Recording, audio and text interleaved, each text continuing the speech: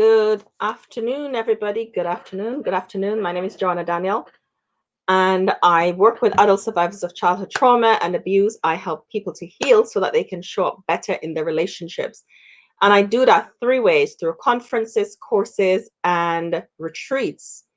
I've been here every day since the end of October, helping you to get through the lockdown. But December's rolled around and we are doing something different. I'm going to still be here every weekday from between 1 and 1:30, but we're building up to 12 days of Christmas, which starts on the 10th of December. So that's something really special happening over on my Wounds to Scars page and in my group on here on YouTube. So if you're not if you're not following me in any of those places, you need to follow me in those places because this is going to be really special.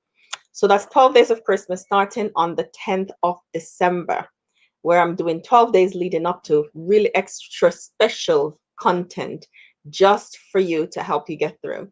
So as usual, I can see that somebody's here with me. If you can hear me, just please put a one in the chat and let me know that you can hear me. I like to test my sound just to make sure that everything's fine because I was playing with some new earphones and just to make sure okay, so YouTube's good, so I'm assuming Facebook is good too.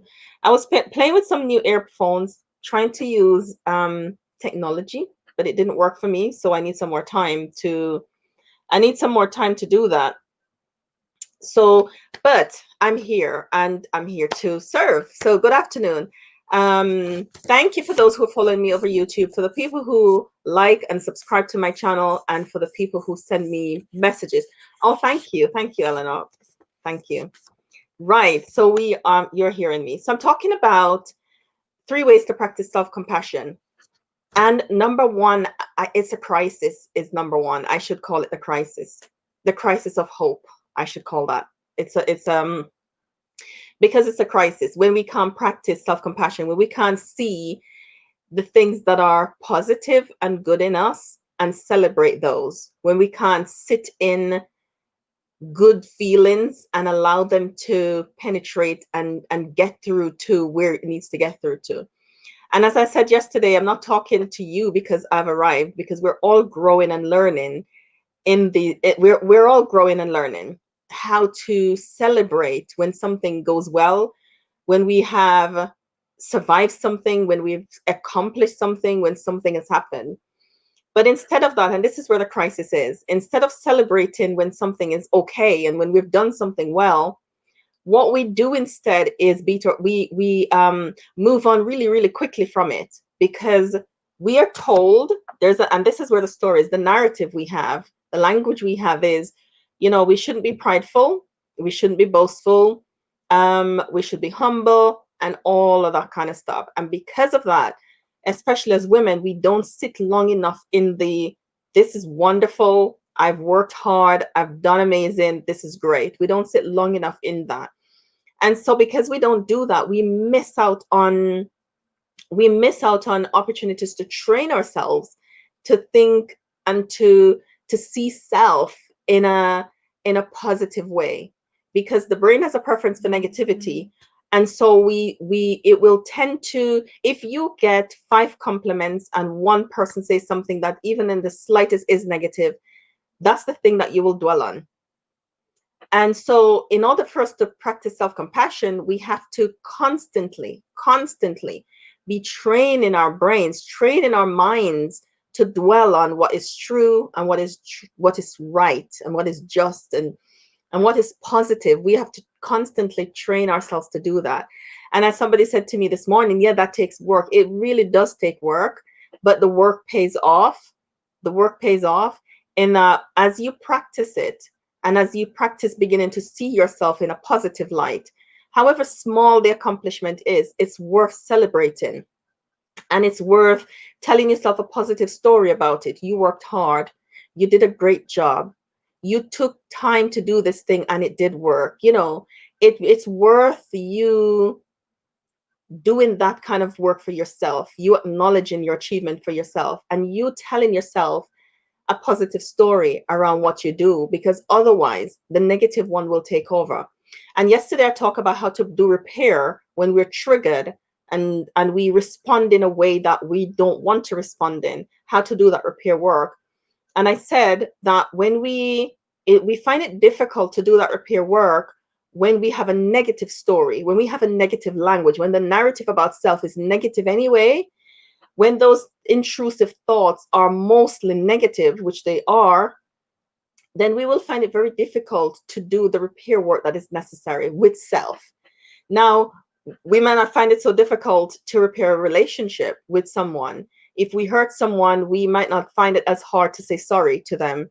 We might not find it as hard to apologize and to ask for um, to ask to be reinstated back into their lives. We might not find it as difficult to repair the relationship with a child or with a parent or with a colleague or with our partners, but we find it difficult to do it with self.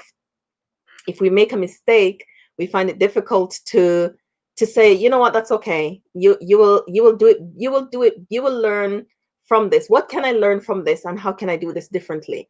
And what can I learn to apply next time?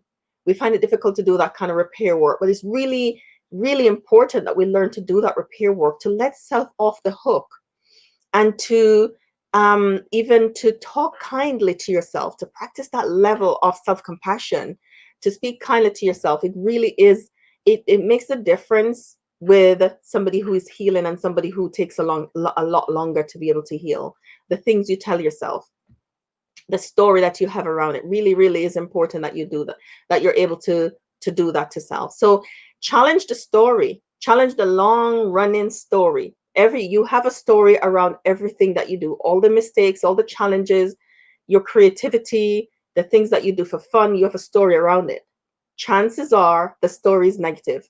And I'm encouraging you to, from today, challenge that story and begin to insert some truth into it. Reframe the things that you're telling yourself. Reframe them so that you can have a more positive view of self, of the things that you do and the activities that you engage in.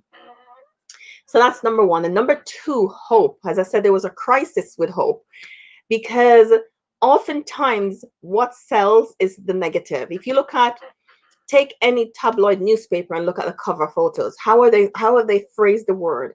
It's phrased in such a shocking way because it wants us to pick it up and to read that story.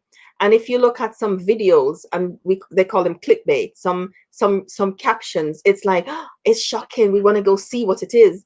And so we have been saturated in things that are not hopeful and not pleasant and joyful and designed to stimulate that in us. Those are the things sometimes often that comes up on our news feed, that is shown in the newspapers, that is on television.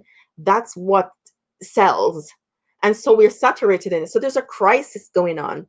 And so for us, even in this pandemic, how much conspiracy theories have you had to endure since the pandemic starts?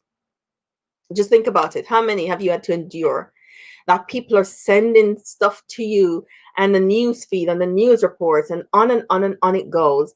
And in that, it can be really difficult to find truth. Can be like a needle in a haystack. What is truth? What is right? What should I believe? And lots of people are confused. And so in that space of confusion, it's very difficult to be hopeful, to have hope that this is going to change, this is going to end, I'm going to be okay, everything's going to be okay. And for those of us who have experienced trauma anyway in childhood, hope is something that we have to really fight for. We have to fight to retain. We have to fight to keep it. We have to fight to keep it. And you know, that's one of the ways to practice self-compassion, is fight to keep the hope that you have. Try to hold on to it, because it makes the difference with how you see life, how you see yourself, how you view circumstances, how you view what is happening. And it really does impact your emotional health too. It really impacts your mental health when you can hope. When we can hope, even in the darkest situations, when we can have and hold on to hope, it really does make the difference in how we view things, how we approach life, and how we get through. And number three is letting go of fear. In practicing self-compassion, letting go of fear. So lots of times we live in a prison.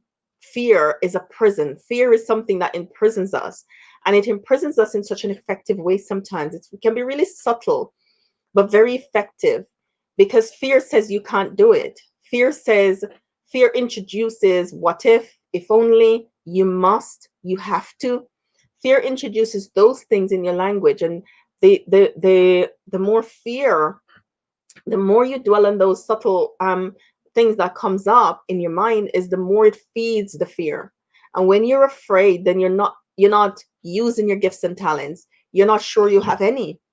You don't know what your purpose is. Everybody else have a purpose except you.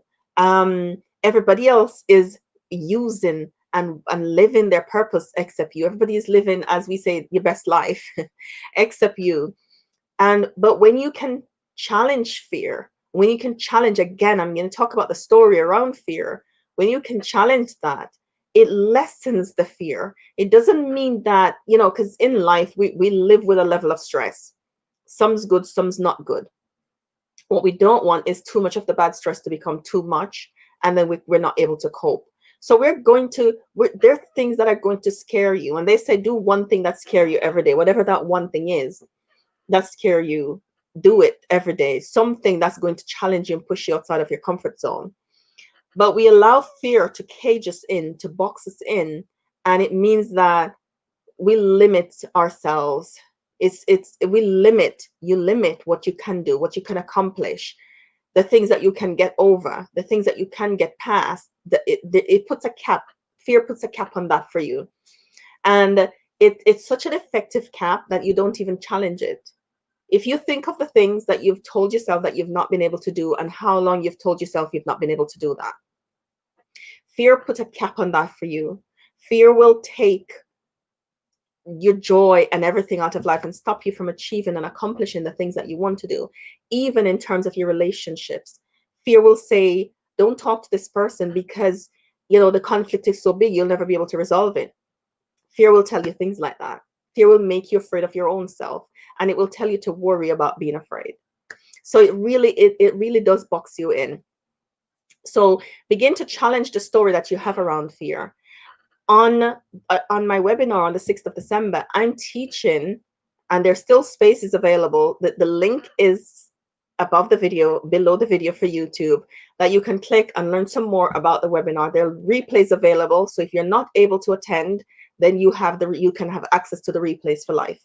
They're going to be yours. The audio replay, the video replay, and the workbook will be yours, that you can go through again and again and again, just to reaffirm and reestablish those things for yourself. Okay, to make sure they become integrated into your life and impact how you live. So those are some of the things I'm teaching in my webinar on the 6th of December. I'm really helping you to change the story. I have a blog post coming out this afternoon that talks about a story that I told myself for years that really colors how I saw life and what happened that enabled me to change that story, so I could be more compassionate to my 12-year-old self and my adult self.